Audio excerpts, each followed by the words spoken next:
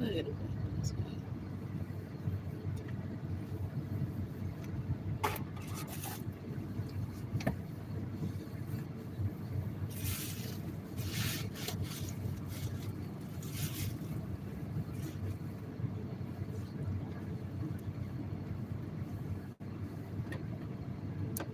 Hello. This is the review of Straw Part 2. Uh,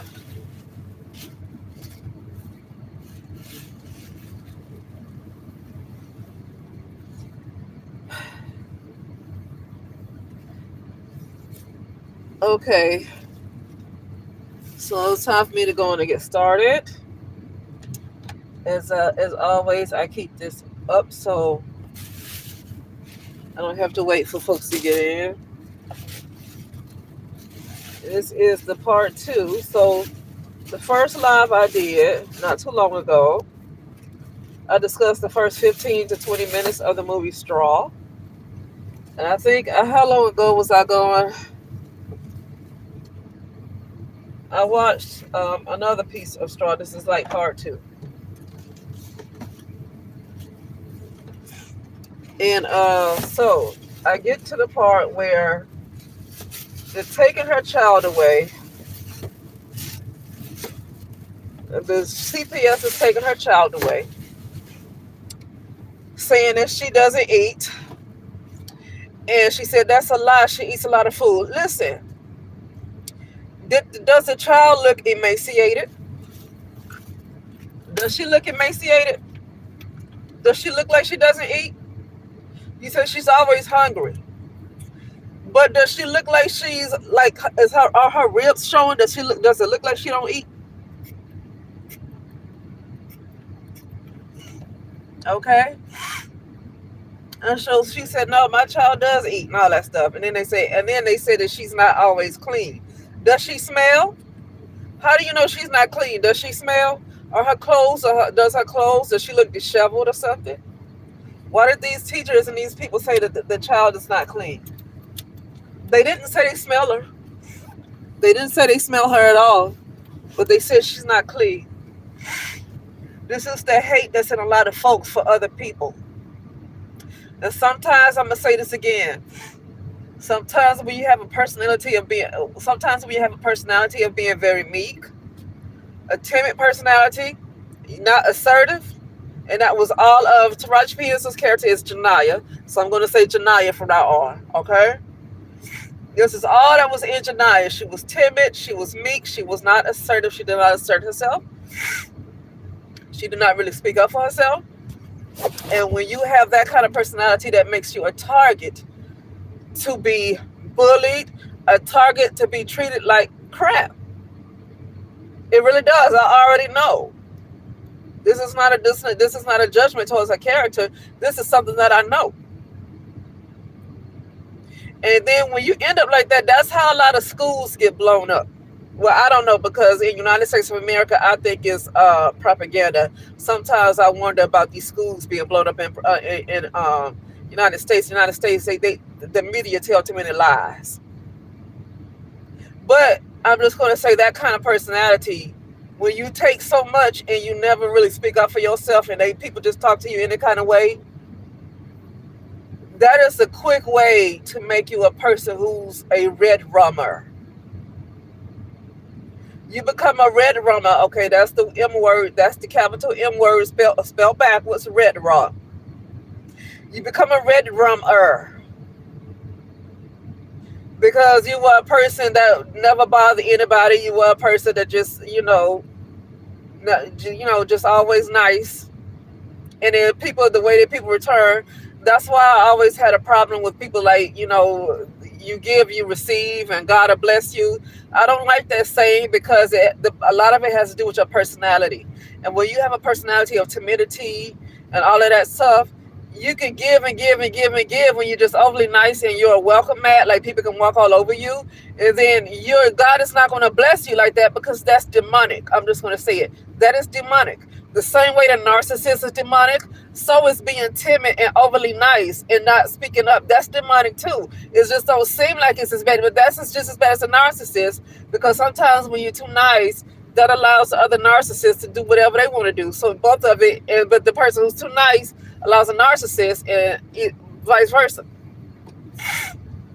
So they take her child away. She's driving in the rain, trying to hurry back to work, and it's raining really hard outside. And she tries to switch lanes, and she cuts this guy off, and he has to swerve off the road to avoid hitting her. And he said, "You effing bitch." And he threw something and hit her window. And that wasn't enough for him. He said, "Oh, you're going to effing regret the day that you got up," or something like that. I forgot what he said. But so he made it his mission to go and follow her. And then he got and bumped her car. He got it beside her and rammed into her car. And so then her car would not start. I guess, he ran her off the road and the car would not crank back up. And so she got out and lifted her hood up to fix the car. And that's when a lady cop showed up, right? The Caucasian lady cop. And she said, "Oh, thank you. I'm so glad that you're here. This guy just came and hit me." And then the guy that actually hit her walked up to the officer and said, "I'm a cop. Okay, I'm a cop, and you just hit me." Right? He didn't say that you changed lanes without signaling. He didn't say that you ran me off the road. He lied and said that she rammed into his car when he rammed into her car. Okay? So the lady cop says, "Okay, go back. I got this. I'll take care of this." And so the lady cop goes to ask for her license, and her license was expired. And she said, "I get paid today. I know I get paid today. I just need to go get some money so I can renew it." Listen, we have been in those type of situations, and some of us have just been lucky. We have been in those type of situations, and some of us have been lucky not to have gotten caught. Okay. I want to go back to the thing about the gas. I'm sorry. Let me go back to the school thing where they say she's not clean. And she said, "Listen, I don't have heat, so sometimes the water is cold because she couldn't pay for gas." Listen, a lot of people know what it's like not to have gas, or some people know what it's like not to have gas. You boil water if you have a tub. You can boil water and pour it in the tub and wait till it gets warm, cool enough for you to get in the tub. So you fill the tub full of cold water, and then you boil some hot water and you pour it in the tub. A lot of people know that secret. Unless the stove don't work, but she don't have gas. So I don't know, maybe it don't work because she don't have gas. I don't know. So anyway, unless she has an electric stove. Okay. But if that's in an old school apartment, she might have that gas one. I don't know. Let's see. Oh, so okay. So the lady said, "I'm going to have to impound your car. I'm going to have to give you a ticket." The cop says, "I'm going to have to give you a ticket." I'm going back to the cop scene. The lady said, because she didn't have her license, and her license was expired, she said, "I'm going to have to give you a ticket, and I'm going to have to impound your car." She said, "Please, please," and the lady said, listen, I'm being nice to you, because had it been him, it'd be a lot worse." And so the lady gave her a ticket and impounded her car. She shows up to work, and she's 2 hours late. And Glenn Turman's character is an a-hole. Yeah, I'm going to be a bad person for saying this, but I'm glad that he died. That character, I'm glad he died. I don't care. I'm a bad person, whatever. I'm glad he died. I don't care about being nice. See, Taraji P. Henson, Janiyah, she's nice. And sometimes I'm glad he died. His character, that is. Not Glenn Turman, his character. So far, I'm seeing that the black men are very, very nasty to her. Like, I saw a lot of black women that were nasty to her, but then I saw a couple of black women, 2 or 3 black women, brown women, that were willing to see the good in her. Well, this one who knows her well, that worked with her at the store, at the supermarket, and she said she wouldn't do this. She's a nice person. She doesn't talk to anybody, so she couldn't have known those robbers, right? So I'm going too fast. Okay, so Glenn Turman, she get back to Glenn Turman, his character. He goes off and say that she shows up 2 hours late and doesn't give her a chance to explain. He sees that she's wet. He sees that she's wet. He sees that she's been walking in the rain. He doesn't ask her what happened. He says, look at you. Look at you. You dripping all over my floor. Look at you.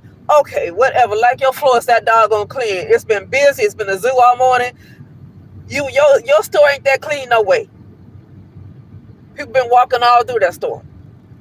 So first of all, he's putting her down as a brown woman. He's putting her down as a black woman. He's putting her down. He's tearing her down as a brown woman. So right now, that movie is showing you the disrespect. Tyler Perry is letting people know that black men hate black women. To me, that's what this movie looked like. It's showing more than anything else. And I'm not at the end yet. I haven't watched it all the way through. But to me, this movie is showing the hate. Tyler Perry, to me, is showing the hate that black men have for black women. So far, I don't see no black man that was willing to understand her. I saw black men's seething hatred towards black women. To me, that is what. See, people acting like, people talking about, oh, Tyler Perry is talking about another struggling black woman. No, Tyler Perry is letting you know that black men hate black women. This is what Tyler Perry, to me, is letting me know. Because at first, I was like, okay, the men are being nasty to her. But the women ain't giving her no chance either. The women call CPS. The women, so I was saying, so at first I was saying the problem, there's an issue with humanity. There's an issue with humanity. Because nobody is willing to hear her story. Nobody is willing to try to offer to help her. Everybody's just willing to throw her away like she's trash. This is an issue with humanity. They have no God in them. That's what I saw in the first 20 minutes because everybody was turning against her, the women and the men. And I didn't put a race on that, oh, the black men, the black women, because when the white people showed up, they were nasty too. They weren't very nasty. That white man was nasty, and the white lady didn't want to give her a chance. So that's why I kept saying, that's why I say humanity. I don't want to even put a race on this. She's having an issue with people. But what I am seeing is the hatred. At this point, the black women that was shown, it's not even a hatred. They had a disregard for her. The white people had a disregard for her. That white man that they showed, to me, probably if he was married, he probably beat the heck out of his wife every chance he get. That's what he reminds me of, a person who beats his wife. But what I see, and it's Tyler Perry being slick about this. Tyler Perry being slick. He's telling black women that black men hate you and ain't nothing you can do to make the black men hate you. That's what it seems like Tyler Perry is showing right now. This ain't about no struggling black women like in the rest of his movies. He's telling us black men hate black women.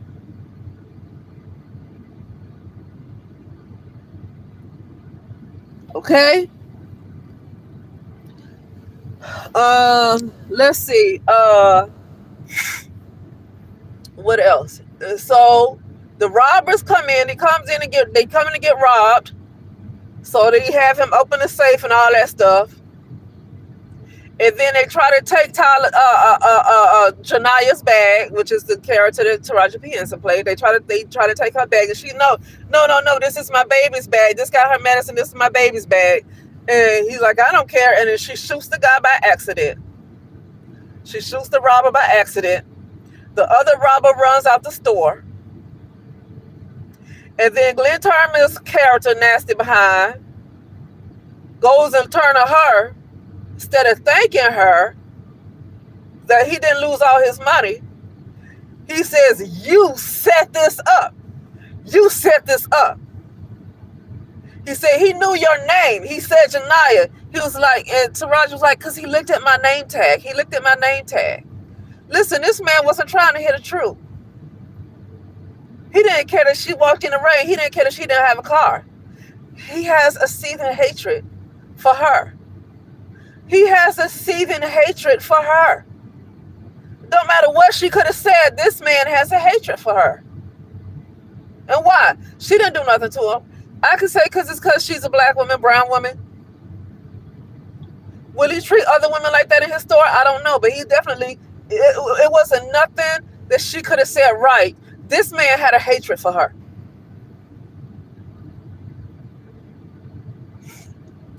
And so she just want her check.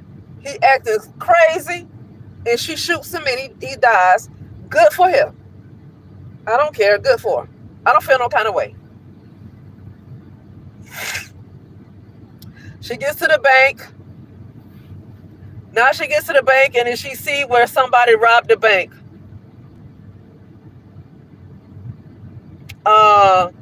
And she is connected to the robbery because Glenn Turman's character had already called the police and said that that Janiyah Wilkinson set up this robbery. So because this evil doggone man called the police to already lie on her and said that she set up the robbery, now she's a suspect.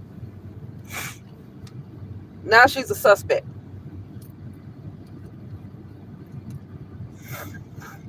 Okay. The police, what happened? Okay, so after that, she got put out her house. The police went looking for her. And they see all her stuff is out. And she got put out her apartment. Okay.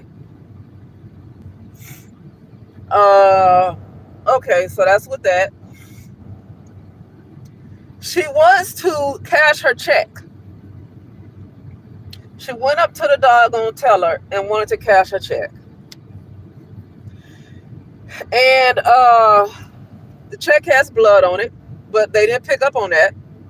She just said, the teller laughed and said, oh, your kids must have had a slushie or something and spilled it all on the check. And she just like, Taraji P. Henson character, Janiyah. Yeah, like a fake laugh, a nervous laugh.